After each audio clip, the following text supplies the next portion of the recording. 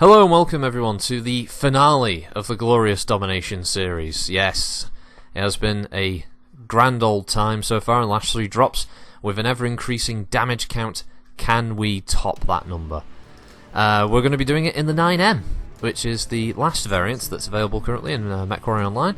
It's the Star League tech upgrade version when the Helme memory core was rediscovered in 3049. And thus we get a kind of similar 8Q but with some extras.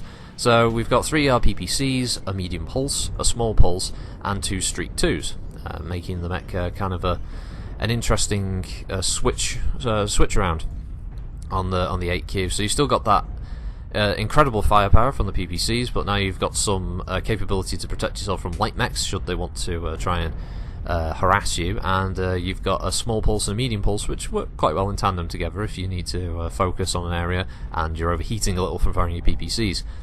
The 9M is a fucking blinder of an awesome variant. It's got a lot of options available to you, loads of energy hardpoints. To be more specific, it has 1 in the right and left torso, 2 in the CT, 1 in the right torso, 1 in the right arm, and 1 in the head. Including a single missile hardpoint in the left arm and 2 more hardpoints in the center torso for missiles. And it also goes up to the highest engine rating, which is a 385. It already comes standard with a 320 XL.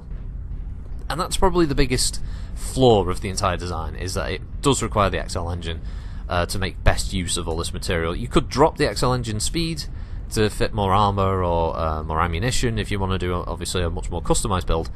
But ultimately, for this loadout to work, you need the XL engine. Now, obviously, this doesn't mean you couldn't just rip out some of the stuff you may find to be useless, such as the small pulse, for instance, and you might want to go down to a standard engine, which is perfectly viable. You could do that.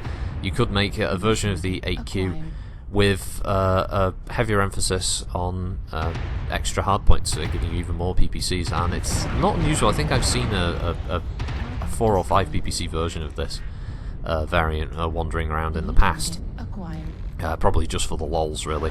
As I said before, you probably don't see as many awesomes as you used to. Obviously, it is superseded by other more competitive, friendly assault mechs out there.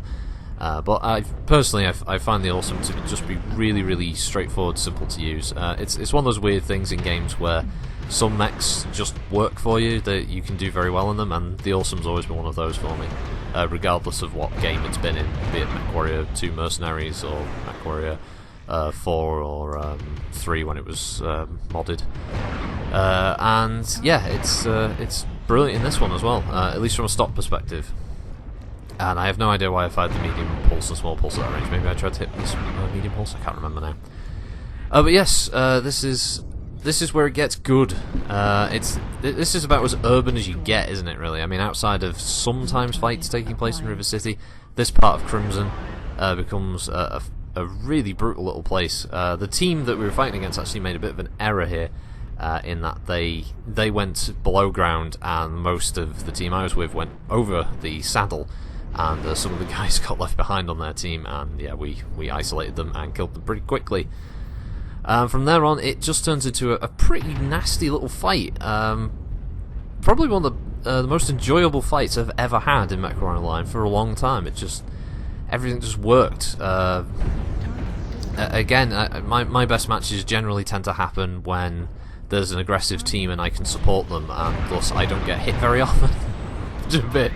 It is usually when I can sort of sit back and pick my targets, and I don't have to worry so much, which I was surprised about given the size of the mech I'm currently piloting. I would have thought I would be focused quite quickly when they started coming over the saddle to try and obviously attack us here and prevent us from base capping. But yeah, this was such a good fight. I love this. Drawbacks obviously in this model is the XL engine, but that's the same with any awesome huge side torsos that mean that they can be very easily popped, especially with some of the very high alpha builds that are out there floating around these days, especially things like the Hellbringer can very quickly burn an awesome down if you're not careful. And obviously certain inner sphere builds like Grasshoppers and Black Knights can also do the same. yeah, that said, low slung arms, you gotta be aware of that. You did see me hit the building before with the right arm PPC, yeah, or right torso PPC. That's because you do have to be aware when you're in awesome that it is very wide and that the hardpoints are actually a little further out, spacing wise, from your head. This is something I actually noticed it isn't as big a concern with newer mechs, but older mechs I do remember having to make note of that. It seems to have become less of an issue. I don't know whether that's just something they've done with the game or the placement of hardpoints. No fucking idea. It just, newer mechs don't seem to suffer from those issues as much. And it's fucking brutal. AC's going everywhere, there's mechs all over the place. I'm just sniping. Just hitting stuff. There's King Crab. Ah, it's a damn good fight. Love this match.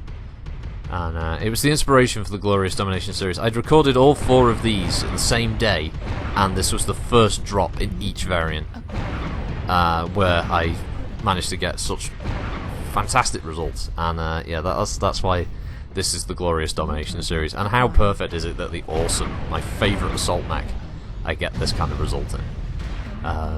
So yeah, if nothing else shows that the Awesome is a really good choice, it's this series, because hell, if I can get these kind of results in stock weapon loadouts, imagine what you can do with custom loadouts. Especially with the new Civil War tech coming. Yeah, there's going to be a lot of changes there, and I think the Awesome could benefit greatly from them. But I'll leave you there with that. That was the Glorious Domination series, the mini-series within the Chassis Variant series.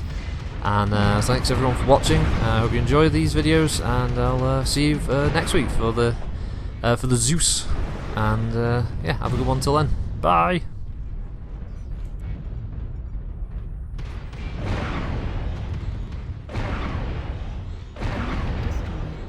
New target